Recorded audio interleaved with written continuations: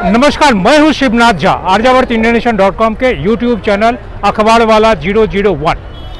मैं अभी नई दिल्ली रेलवे स्टेशन के बाहर अजमेरी गेट की तरफ हूं। नई दिल्ली रेलवे स्टेशन से जो भी यात्री भारत के किसी भी कोने से आते हैं वो इस स्टेशन पे आने के बाद इस सल्तनत में दो तरफ निकल सकते हैं, एक अजमेरी गेट की तरफ और दूसरा पहाड़गंज की तरफ।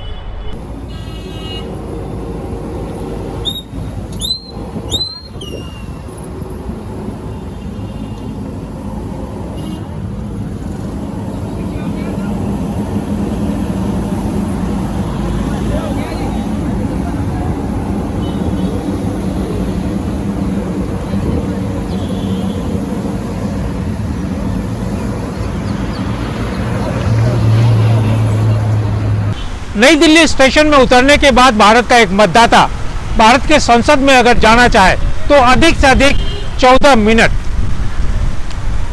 लेकिन आज आज़ादी के 78 साल बाद भी भारत का आवाम, भारत का मतदाता शायद नई दिल्ली स्टेशन से भारत के संसद में, भारत के सांसदों से या संसद में बैठे लोगों से पिछले 18 जो लोकसभा है उसमें जितनी अपेक्षाएं अपने चयनित उम्मीदवारों से किए, अपने सांसदों से किए, उन चयनित उम्मीदवारों अथवा सांसदों से उनकी जो आशाएं, अभिलाषाएं रही वो शायद 5% भी अगर पूरी हुई हो तो मतदाता के लिए भाग्य की बात है।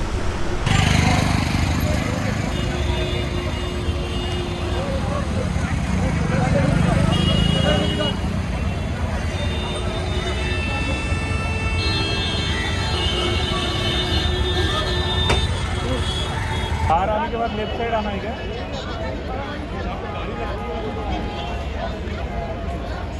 मेट्रो के तरफ पहाड़गंज से निकलने का रास्ता, बाहर निकलने के बाद अगर हम दाहिने रास्ता को लेते हैं, फिर कुछ आगे बढ़ने के बाद एक फ्लाईओवर और फ्लाईओवर से फिर हम कमला नगर बाजार की तरफ और फिर नई दिल्ली के ये अजमेरी गेट की तरफ आ जाते हैं।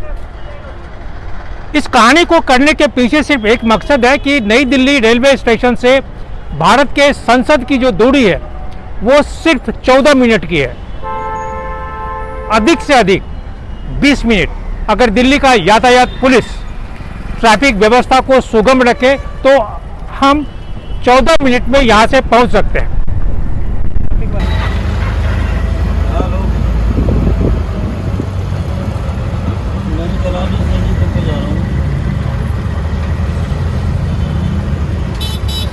तो अंदर से आ जाओ, या जो अनपट्टी की तरफ जो रोड लगे तो वहीं से आ जाओ। हाँ, नंदनगरी से आ रहा है तो कहाँ को आएगा? गली की तरफ को आएगा या तो आएगा? दोनों पास के हैं, तो ये जा जाओ। नई दिल्ली से बाहर निकलने के लिए जब हम अजमेरी गेट के रास्ते से मिंटो ब्रिज से बाहर निकलते हैं तो कनॉट प्लेस के आउटर सर्किल पे हम मर्ज करते हैं, चाहे हम पहाड़गंज से आते हो या अजमेरी गेट की तरफ से। मिंटो रोड के उस स्थान से जहां हम कनॉट प्लेस में मर्ज कर रहे हैं, वहां से दाहिने हाथ गोल चक्कर से आगे बढ़ते हुए हमारे बाएं तरफ ऐतिहासिक अग्निशमन यंत्र का जो कार्यालय है उसके आगे गोपाल दास बिल्डिंग, फिर स्टेट्समैन भवन और फिर जो पहला हम बाएं का रास्ता लेते हैं वो रास्ता है कस्तूरबा गांधी मार्ग।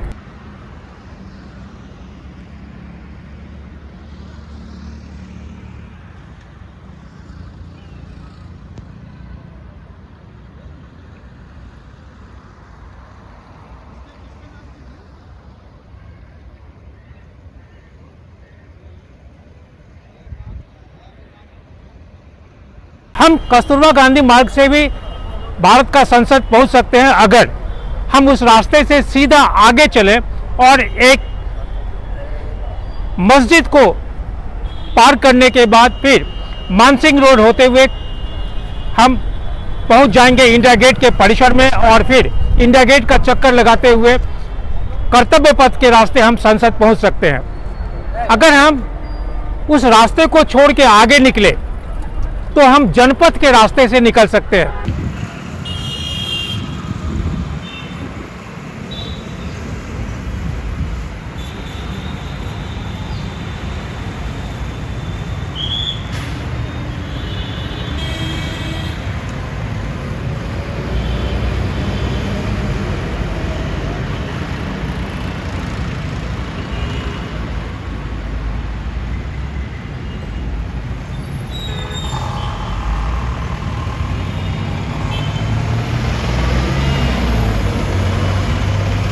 तो अगर हम जनपद का रास्ता लेते हैं तो आगे सीधा ली मेरिडियन होटल से आगे बढ़ने के बाद वह रास्ता भारत के प्रथम राष्ट्रपति डॉक्टर राजेंद्र प्रसाद के नाम से अंकित हम जो चौराहे है उस चौराहे से हम दाहिने लेंगे तो प्रधानमंत्री नरेंद्र मोदी द्वारा निर्मित नए संसद भवन में पहुंच जाएंगे।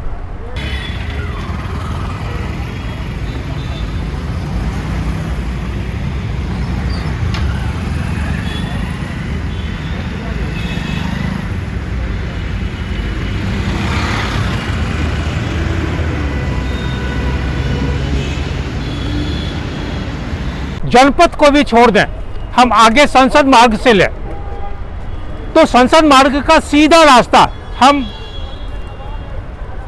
पटेल चौक के रास्ते सरदार वल्लभ भाई पटेल के नाम से, जहां उनका एक लाइफ साइज स्टैचू लगा हुआ है मुद्दत से, और उस गोल चक्कर के बाएं हाथ भारत का निर्वाचन आयोग है, उस गोल चक्कर के दाहिने हाथ कोने पे कॉनॉट प्लेस थाना है। उस स्थान से अगर हम आगे बढ़ते हैं तो फिर पहले का योजना भवन, वहां से रफी किदवई साहब के नाम से अंकित रफी मार्ग के रास्ते फिर हम नरेंद्र मोदी द्वारा निर्मित संसद भवन पहुंच सकते हैं। फिर इस रोड को भी अगर हम छोड़ दें तो हम अशोका रोड के रास्ते फिर पूरे चक्कर लगाते हुए दक्षिण की तरफ से हम लोकसभा पहुंच सकते हैं।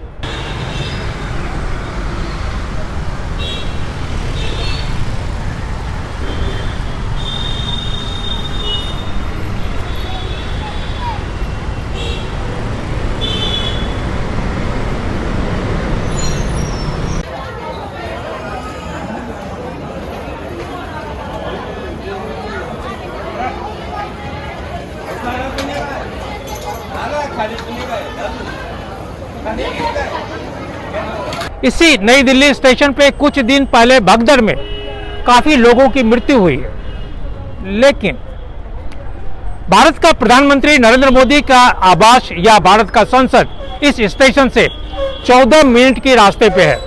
अगर प्रधानमंत्री नरेंद्र मोदी चाहते तो शायद उन लोगों को सांत्वना देने के लिए, उस परिवार को सांत्वना देने के लिए नई दिल्ली स्टेशन पहुंचते या अस्पताल भी पहुंचते, लेकिन ऐसा नहीं हुआ। भारत का जो आवाम है, भारत का आवाम 543 लोकसभा सदस्यों के निर्वाचन के लिए या पूरे राष्ट्र में जो 28 राज्य हैं या केंद्र शासित प्रदेश हैं, उन राज्यों और केंद्र शासित प्रदेशों में विधानसभाओं में लोगों का चयन करने के लिए मतदान करते हैं, मतदान करके चुनते हैं। जो विभिन्न विधानसभाओं में जिन राजनेताओं को चुनकर भेजते हैं वो भी दिल्ली आते हैं, और भारत के लोकसभा के लिए जो जितने लोगों का चयन होता है वो शायद उस चयन से पहले नई दिल्ली रेलवे स्टेशन पे कभी उतरे हों, लेकिन उस चयन के बाद मैं विश्वास के साथ कह सकता हूं कि शायद वो लोग नई दिल्ली रेलवे स्टेशन से कभी यात्रा नहीं करते हैं। भारत का 140 करोड़ आवाम जो मतदान करके इन लोगों को संसद में भेजता है, वो आज भी वही का वही है।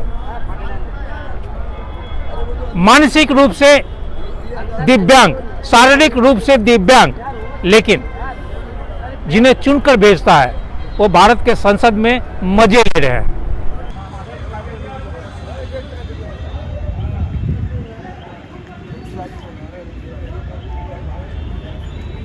कस्तूरबा गांधी मार्ग के एक नुक्कड़ पे हूँ। हमारे सामने से दाहिने की तरफ से जो रास्ता आ रहा है, ये रास्ता नई दिल्ली की तरफ से भी आता है, या यूँ कहें कि पूर्वी दिल्ली की तरफ से आने वाले सभी लोग इस रास्ते का अख्तियार करते हैं। अगर मैं नई दिल्ली से चलूँ तो नई दिल्ली से संसद जाने के लिए हम सबसे पहले कस्तूरबा गांधी मार्ग का इस्तेमाल कर सकते हैं, या लोग करते हैं।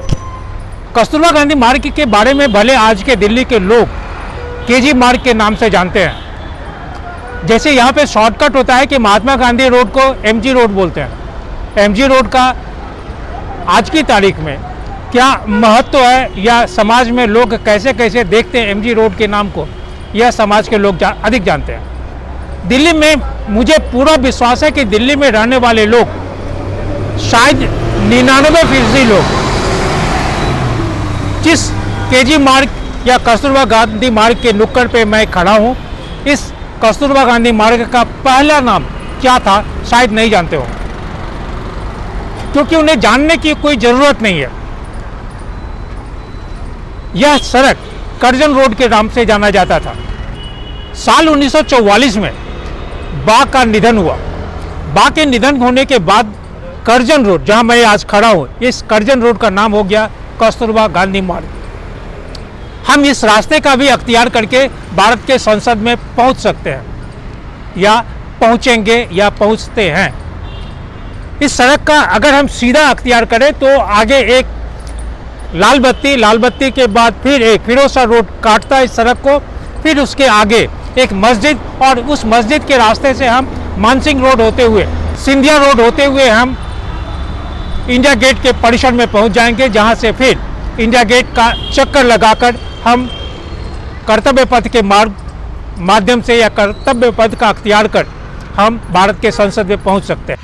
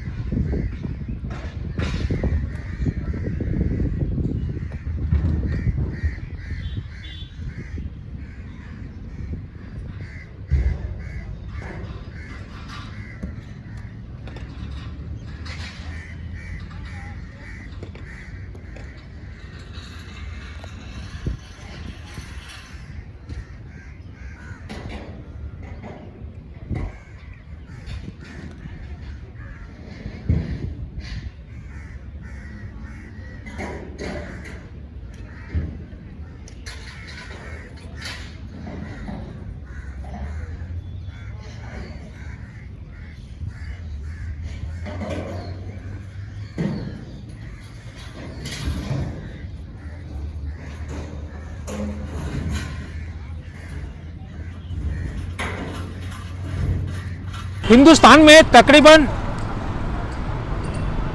4131 विधायक हैं। ये 28 राज्य केंद्र शासित प्रदेश हैं, उन तमाम को मिलाकर करीब 4131 ये विधायक हुए। 543 लोकसभा के सदस्य और 245 राज्यसभा के सदस्य। भारतवर्ष में आज की तारीख में तकरीबन 4796 ऐसे सांसद हैं जो भारत सरकार का जो कोषागार है, उस कोषागार से वेतन नहीं कहेंगे, अवकाश के बाद जो उन्हें पेंशन मिलता है उस पेंशन का लाभ उठाते हैं। इन 4131 एमएलएज जो राज्यों के विधानसभा में बैठते हैं, उसमें सबसे पहले कहेंगे आंध्र प्रदेश में 175, अरुणाचल प्रदेश में 60, असम में 126, बिहार में 243, छत्तीसगढ़ में 90, दिल्ली के 70, गोवा के 40, गुजरात में 182, हरियाणा में 90, हिमाचल प्रदेश में 68, जम्मू एंड कश्मीर में 95, कर्नाटका 224, केरला 140, मध्य प्रदेश 230, महाराष्ट्र 288, मेघालय में 60, मिजोरम में 40, नागालैंड 60, उड़ीसा 147, पौंडीचेरी 33, पंजाब 117, राजस्थान 200, सिक्किम 32, तमिलनाडु 234, तेलंगाना 119 और त्रिपुरा 60।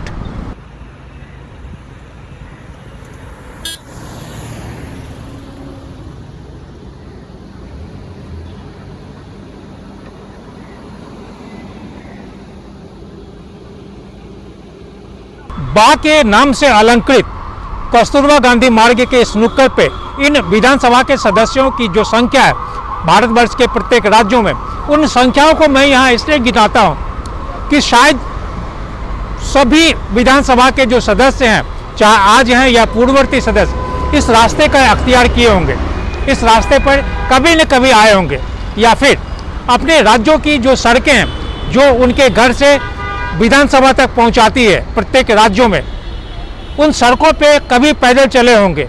लेकिन अगर सांख्यिकी या आंकड़ा एकत्रित किया जाए तो विधानसभा में या विधान परिषद में जो नेता हैं वो जब कुर्सी पे बैठते हैं तो सड़कों पे पैदल चलना बंद कर देते हैं। सड़कों पे पैदल चलना उनके लिए अपमान की बात होती है, लेकिन चुनाव के समय वो सड़क पे ही क्या, समाज के सभी दबे कुचले लोगों के घर में बैठ के खाना खाने में तनिक भी हिचकिचाते नहीं है। भले खाना खाने के बाद वो कीटाणु रहित जो साबुन है उस साबुन से भले हाथ साबुन से साफ करते हो।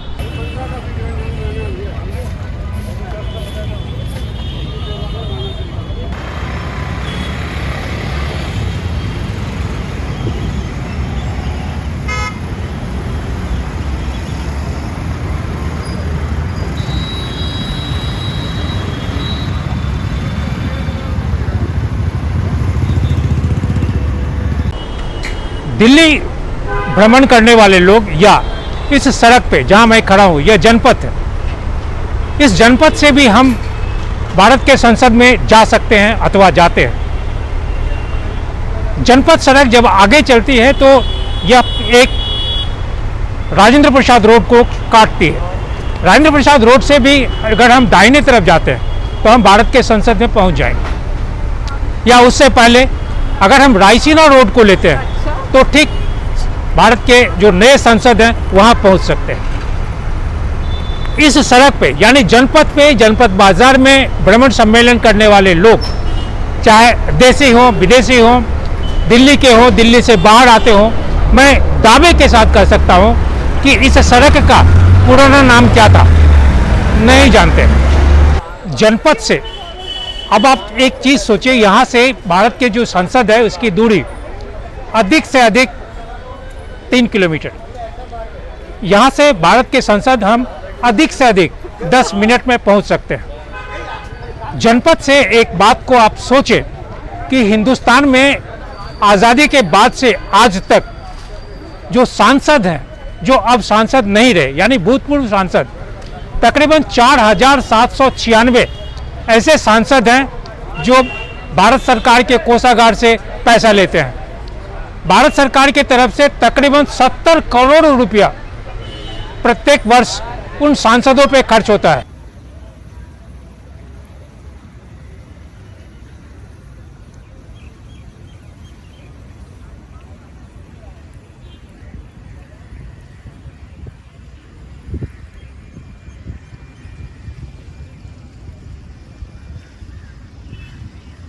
भारत सरकार का जो वित्त मंत्रालय है, भारत सरकार के जो आर्थिक सलाहकार जितने विभाग हैं या भारत सरकार के जो आर्थिक विशेषज्ञ हैं, चाहे सरकारी क्षेत्र में हो, गैर सरकारी क्षेत्र में हो, अध्यापन के क्षेत्र में हो, ये तमाम लोग शायद इस बात पे कभी बहस नहीं करते कि भारत सरकार में 4796 एक्स MP, इनके ऊपर प्रत्येक वर्ष तकरीबन 70 करोड़ रुपया का व्यय होता है। जनपद के जिस स्थान से खड़े होकर इस बात को मैं कह रहा हूं, हमारे पीछे इसी भारतवर्ष का एक दिव्यांग मतदाता हमारे पीछे आप देख सकते हैं। हकीकत यह है कि हम कागज पे जितने भी आर्थिक स्थिति के बारे में है, जितने विकास के बारे में है, इन तमाम चीज़ों को हम कागज पे व्याख्या और व्याख्यान करते हैं। बड़े बड़े सभागार में जो वातानुकूलित हॉल है उसमें जाके हम अपने बारे में बताते हैं, लेकिन हकीकत यह है कि नई दिल्ली के पहाड़गंज से या नई दिल्ली के अजमेरी गेट से या भारत के 28 राज्य और केंद्र शासित प्रदेशों के जो रेलवे स्टेशन पे जो आम मतदाता है वो गठरी मोटरी लेके भले भारत में आए, भारत की राजधानी में आए, वहाँ विधायक और सांसदों को मत दे, लेकिन जब वो भारत के संसद तक पहुंचता है लंगड़ाते हकलाते, तो संसद के द्वार पर लिखा है यह आम रास्ता नहीं है।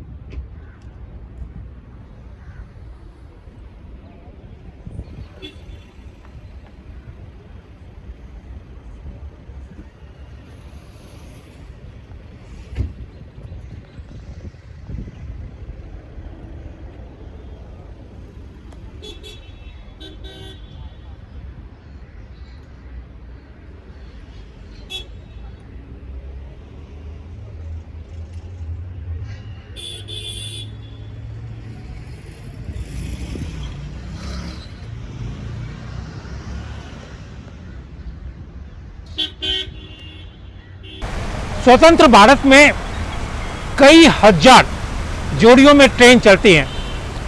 हर एक ट्रेन का अंतिम जो गंतव्य है उसमें अधिकांशतः का नई दिल्ली अथवा पुरानी दिल्ली स्टेशन है। या बहुत सारी ट्रेनें ऐसी हैं जो इस शहर से, इस स्टेशन से पास करते हुए आगे निकलती है। अब अगर भारत के लोग, भारत के मतदाता करीब 136 करोड़ लोग अपने जीवन काल में इन स्टेशनों में उतरकर भारत के संसद को देखने अथवा अपने जो आँख की जो इच्छा है उसे पूरा करने के लिए अगर उतरते हैं, देखने के लिए निकलते हैं, तो उनको किसी न किसी तरह से इस संसद मार्ग का रास्ता अख्तियार करना होगा। अंतिम स्वरूप इसके बाद जो रास्ता है वो बाबा खलक सिंह मार्ग का है। उस रास्ते से भी जा सकते हैं और वो रास्ता आगे गोल डाकखाना को काटते फिर अशोका रोड और फिर अशोका रोड के रास्ते रायसीना रोड या रफी मार्ग होते हुए भारत के संसद में पहुंच सकते हैं। भारत के संसद में जाने का सबसे सुगम तरीका यही संसद मार्ग है। यह संसद मार्ग सीधा पार्लियामेंट पुलिस स्टेशन से आगे गोल चक्कर जो पटेल चौक के नाम से विख्यात है, उस पटेल चौक से आगे सीधा जाने पे अपने बाएं हाथ को मुड़ती है वो रास्ता रफी मार्ग के नाम से प्रसिद्ध है। अगर सीधा जाएंगे, जो कि यातायात पुलिस आपको जाने नहीं देगी, तो प्रेस ट्रस्ट ऑफ इंडिया भवन को पार करते आप भारत के नए संसद में पहुंच सकते हैं।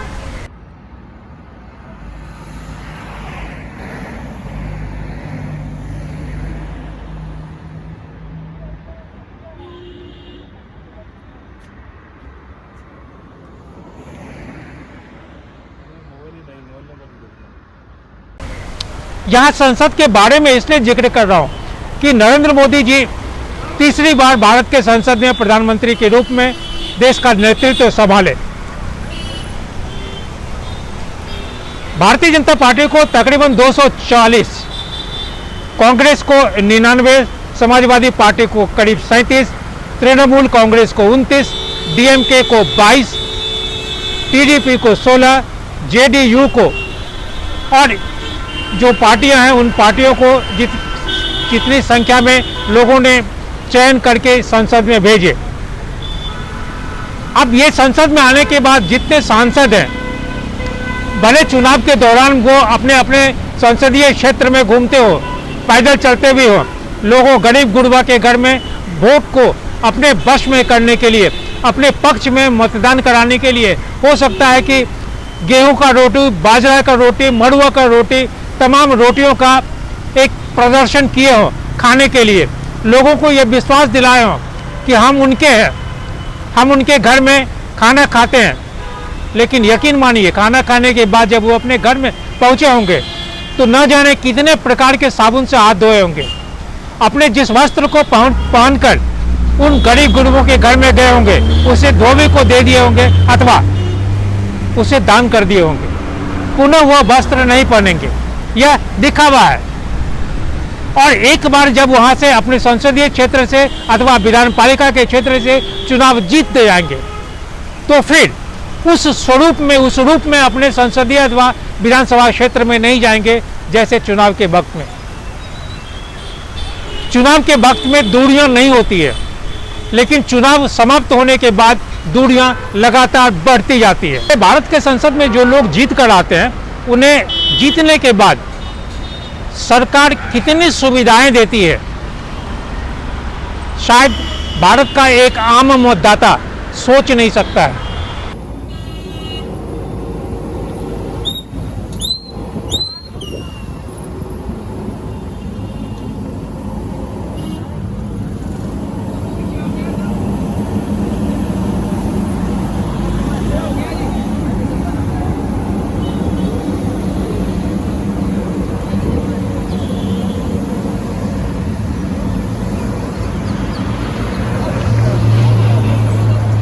भारत का मतदाता भले इस बात से अनभिज्ञ हो कि चुनाव के दौरान जब वह मतदान केंद्र पर पहुंचेगा, उम्मीदवार को अपना मतदान देगा, वह किस उंगली में निर्वाचन आयोग द्वारा निर्धारित जो स्याही है किस उंगली में लगाएगा उसके ज्ञान हो अथवा नहीं। यहाँ तक कि जो निर्वाचन में लोग अभ्यर्थी हैं, चाहे वो किसी भी राजनीतिक पार्टी के हों, उनमें 80 से 90% जो अभ्यर्थी हैं उन्हें इस बात का ज्ञान नहीं होता है कि किस उंगली में, महिलाओं को किस उंगली में या पुरुष को किस उंगली में वो परमानेंट स्याही लगाया जाए। लेकिन जब वो जीत कर आते हैं संसद में, चाहे वो अशिक्षित हो, 7वां 8वां 9वां 10वां पास हो, वो अंगूठे छाप हो, शिक्षा के बारे में अनभिज्ञ हो, लेकिन उन्हें सरकार की तरफ से जितनी सुविधाएं मिलती है भारत का मतदाता नहीं जानता है। एक संसद सदस्य के ऊपर सिर्फ महीने में 1 लाख रुपया मिलता है। दिल्ली में रहने के लिए आवास, टेलीफोन, 3 सरकारी खर्च पे फ्लाइट, ट्रेन, सड़क यात्रा, जितनी भी सुविधाएं हैं वो सब सरकारी खर्च पे हुए। उनको संसद में नित्य पहुंचने के लिए, अपनी उपस्थिति देने के लिए उन्हें 2000 रुपया प्रतिदिन भत्ता मिलेगा। दुर्भाग्य यह है कि भारत में जो कामगार हैं, जो एक मतदाता, मैं अपना ही उदाहरण अगर ले तो एक मतदाता अगर दिन भर काम करेगा तो शायद उसे जो मजदूरी है वो 350 रुपये भी नहीं मिलेगा, और अगर मिलेगा भी तो संभव है कि उसे बीच में जो बिचौलिए होंगे वो उसे 150 रुपये रख के 200 रुपये दे। इस बात का जिक्र यहाँ यही कर रहा हूँ कि भारत सरकार में जो निजी क्षेत्र के सुरक्षाकर्मी लगे हुए हैं, बहुत सारे सुरक्षाकर्मी निजी क्षेत्र के हैं, संसद में भी है, कर्तव्य पथ में भी है, भारत सरकार के जो निकाय हैं उसमें भी है। उन लोगों को जो पैसा मिलता है प्रति माह उसमें, और सरकार के द्वारा जो निर्धारित है उसमें, और सरकार के द्वारा जो निर्गत होता है उसमें आसमान जमीन का फर्क है। लेकिन हमारे सांसद महोदय को नित्य संसद में उपस्थिति के लिए 2000 रुपया मिलेगा। 16 रुपये प्रति किलोमीटर की दर से वो अन्य यात्रा भुगतान के लिए कहेंगे। उन्हें हर महीने तकरीबन 45,000 रुपये का निर्वाचन भत्ता मिलता है। अपने कार्यालय में ऑफिस बनाने के लिए उन्हें हर महीने 45,000 रुपये मिलता है। चिट्ठी भेजे अथवा नहीं भेजे, उन्हें प्रत्येक महीने में 15,000 रुपये डाक खर्च मिलता है। सहायक सचिव के लिए जो कार्यालय बनेगा उनके कार्य आवास में, उसका भी भुगतान सरकार करती है।